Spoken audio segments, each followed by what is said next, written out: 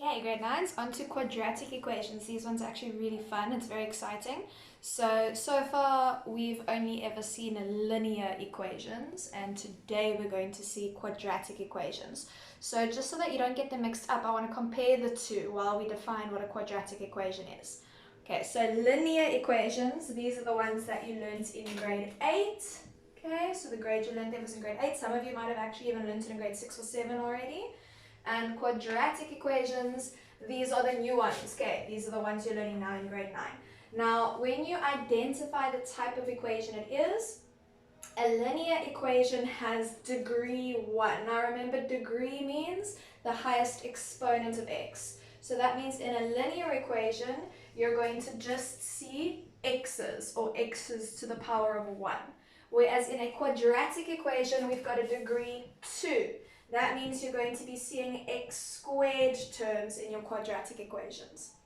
Okay, now in order to solve linear equations, we've seen that one. The method is basically to isolate the variable by moving all the constants to the right and all the variables to the left. Obviously, there's a lot more to it, as you've seen, but in the basics of it is to isolate,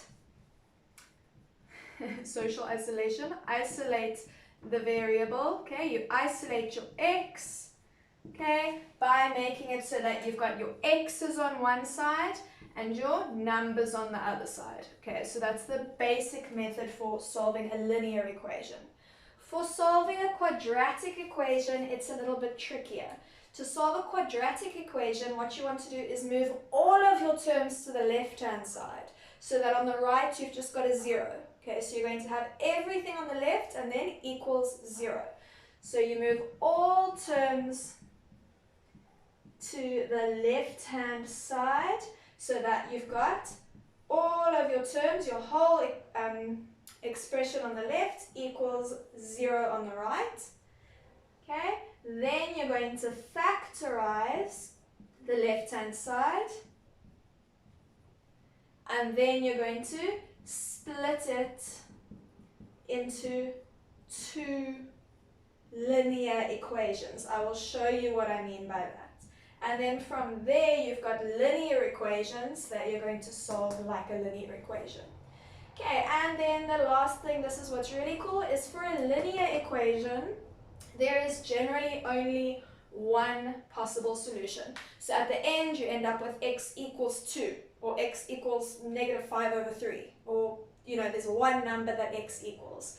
Whereas for a quadratic equation, you're going to have two solutions. So you'll have x equals something, or x equals something else. So linear, you've only got x equals one possible solution. For quadratic, you'll have two possible solutions. And that's where the split comes from. Okay, so when you split it into your two linear equations, that's where you get your two different solutions from.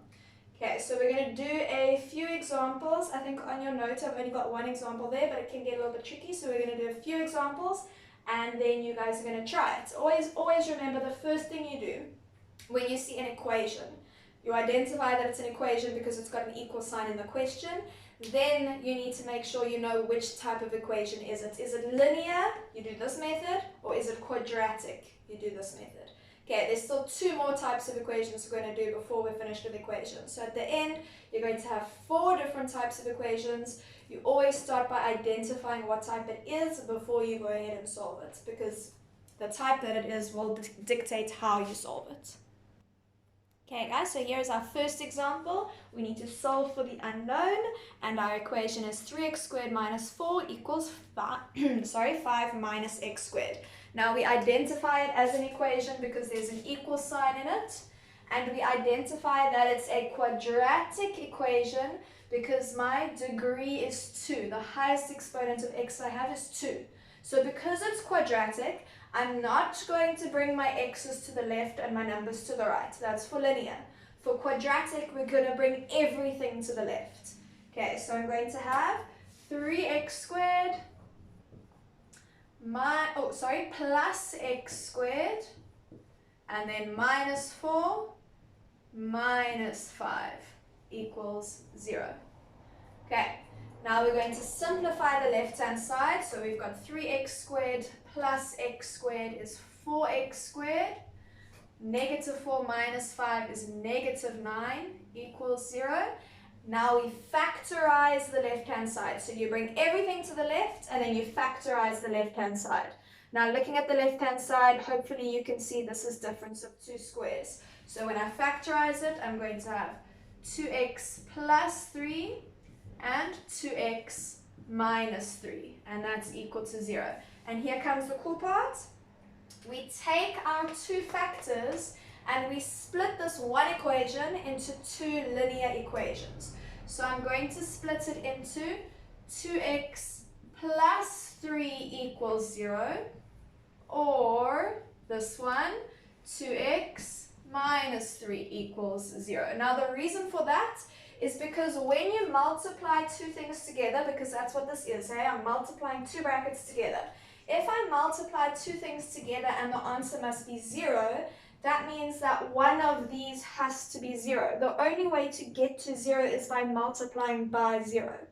So that means either this factor or this factor have to be equal to 0. So that's how we split it up like this. 2x plus 3 must equal 0, or this bracket, 2x minus 3 must equal 0. And now from here we solve like normal linear equations. Okay. So we're solving them separately, and we're solving first the left-hand side like a linear equation. So remember, linear equation, you move your numbers to the right. So we're going to have 2x equals 0 minus 3, which is negative 3. And then we divide both sides by 2. And we get that x is equal to negative 3 over 2. Now we look at the other side. If 2x minus 3 is 0, this is a linear equation. I'm going to hop my 3 over. I'm going to have 2x equals 0 plus 3, which is 3.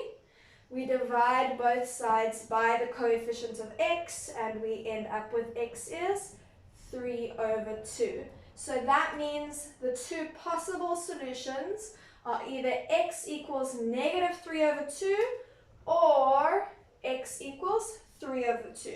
Both of these are possible solutions to this equation. Okay, so a little bit different to linear equations in that firstly, the degree is 2. Secondly, we take everything to the left and factorize, and then we split into linear equations to get two separate answers. Okay, so this was an easy one. I'm going to show you it can get a little bit trickier. Okay guys, so here's example 2. We've got 3x squared plus 3x equals 6. It is a quadratic equation, even though we have one term that is x to the 1. Remember, the degree refers to the highest exponent of x. So the degree, the highest exponent of x is 2, so it is a quadratic equation. Okay, to solve a quadratic equation, we bring everything over to the left-hand side. So when we bring the 6 over to the left, we're going to have 3x squared plus 3x minus 6 equals 0. Next up, we factorize the left-hand side. Now, when we factorize, remember you always start by looking for a common factor. Even though I know you're looking at this and saying to me, ma'am, it's a trinomial, before it's a trinomial, it's a common factor. Okay, our common factor here is 3, so we're going to take the 3 out, and we're going to be left with x squared plus x minus 2. Now this in here we can factorize as a trinomial, and it's a trinomial type of B because that's a minus sign. So when we factorize it, we're going to have 3 and then 2 brackets, one with a plus, so it's x plus something, and one with a minus, x minus something, equals 0. I'm going to very quickly factorize this. Okay, so on the left we're doing our x squared coefficients, on the right we're doing our constant terms. So looking at x squared, the coefficient is 1, this is easy, 1 times 1 is 1. On the right, the coefficient is 2, again easy, 2 times 1 is 2.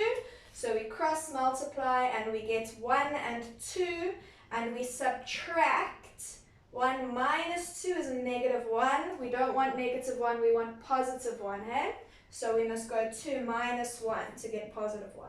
So that tells me that the 1 must be negative and the 2 must be positive. So it means my positive bracket is 1x plus 2, and my negative bracket is 1x minus 1. Okay, so we've factorized. Now technically the next thing to do would be to split these up. But I've got this 3 over here. Okay, you need to split up when you've got factors with x in them. But now with this 3 over here, I've got a problem. So to get rid of the 3, imagine how would you deal with a scenario if you had 3y equals 0. Okay, imagine that this whole thing is just one big variable. Here you would divide both sides by 3, right, to get rid of the 3. And 0 divided by 3 is still 0. We're going to do the same thing here. We're going to divide the whole left-hand side by 3 to get rid of that 3, and divide the right-hand side by 3 as well. So here they cancel, and on the right, 0 divided by 3, still 0. So we're going to have 1x plus 2, 1x minus 1 equals 0. Now we can do that cool thing where we split. Okay, so we're going to split this into 1x plus 2 must be 0, or 1x minus 1 must be 0 in order for this to be 0. And now we simplify each side. So if I want to get x by itself here, I'm going to subtract the 2 from the right. So x is negative 2, or here to get the x by itself, I'm going to add the 1. So I'm going to have x equals 1. So for this equation to be true, x must either be negative 2 or positive 1. And if you're ever unsure, you can actually go and substitute in the value into your equation and see, do you get 6? If I go 3 times negative 2 squared plus 3 times negative 2, do I get 6? You'll see you should be getting 6. Okay, and the same thing with a 1. 3 times 1 squared plus 3 times 1, do I get 6? You do. Okay, so I'm going to show you 2 more. It's very unlikely it's likely that you'll have at least one really tricky quadratic equation. So I want to show you some of the types of tricky ones you'll get. So I'm showing you 2 more. These are both quite tricky. They're not the norm. Okay guys, so here's our next one.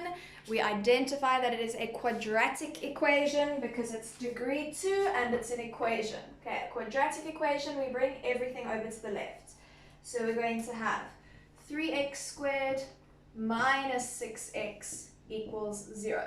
Now we need to factorize this thing. It's a common factor factorization. Hey, our common factor here is 3x. Okay, so you put your common factor, your leftover bracket, and now we divide. 3x squared divided by 3x is x. Negative 6x divided by 3x is negative 2. Okay, so we have factorized, and now this is different from the last one because in the last one, we had to get rid of the thing in front of the bracket because it didn't have an x in it. But now this does have an x in it. So this is one of our factors. It's one of our 2 brackets. Okay, so when we split this into the 2 brackets, we're splitting it into 3x equals 0 and, or x minus 2 equals 0. Okay, and now we solve. So if 3x is 0, we divide both sides by 3 and we get that x is 0. Or, and then this side, negative 2, hop them over, we've got x equals positive 2. Okay, so not that tricky, just tricky in that you need to remember that even though it's not in a bracket, if we have a factor with an x in it, it must be one of our possible solutions. Okay, so one more and then it's your guys' turn. Okay guys, so here is our 3rd example. Now we've got negative x and then in brackets 4 plus x and then that equals 3. So it is an equation and we now need to identify is it linear or quadratic. Now I know it looks like it's linear, right? It looks like the highest degree is 1 because currently my highest degree is 1. But you need to think ahead. You need to predict.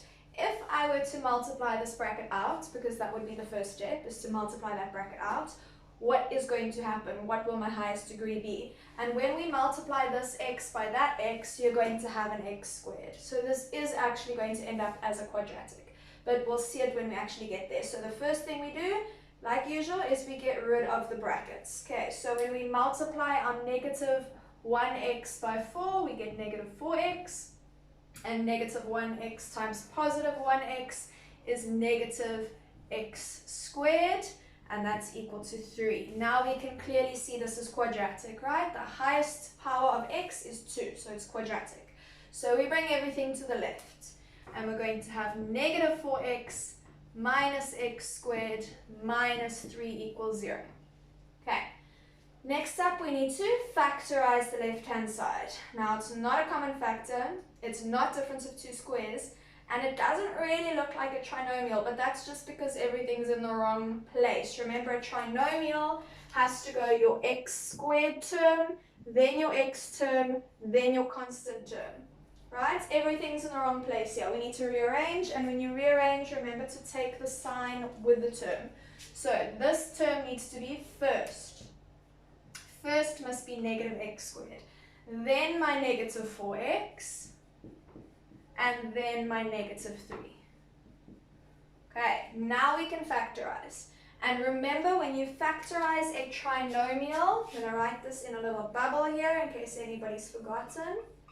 Okay, when you're doing trinomial factorization, the coefficient of x squared must be positive. We did look at this when we did factorization ages ago, but you might have forgotten.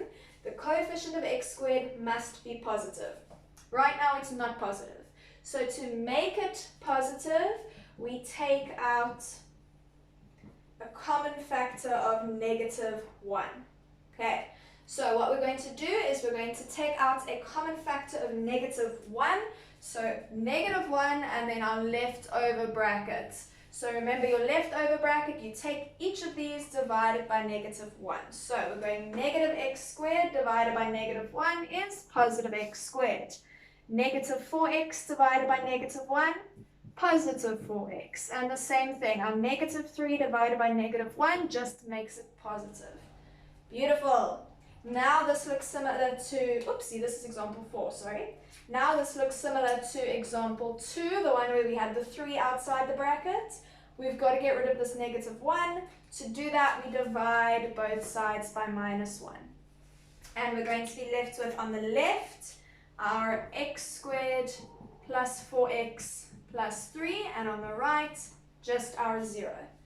Now we factorize the left-hand side. It is a type A trinomial, so I'm going to have two brackets, something x plus, because my second term is positive, something, and then something x plus something. Both plus because it's type A, and that equals 0. Now to factorize, again, I'm going to do it very quickly. I'm hoping you are feeling confident with factorizing. So on the left, our x squareds, on the right, our constant. So x squared coefficient is 1, easy, 1 times 1. Our constant is 3, again, easy, 3 times 1. Okay, we've only got one option. It has to be 1x plus 3 and 1x plus 1. Those have to be our factors. Okay, and now we split it into the two options. Okay, so we're either going to have x plus 3 equals 0, or our second option, x plus 1 equals 0. And now we solve for x. So we hop our positive 3 over, and we get x equals negative 3, or hop our positive 1 over, x is negative 1. Okay, and that's it. That's all there is to this. Only tricky things really is if you've got a number in front of a bracket that you need to get rid of, remember to divide by it.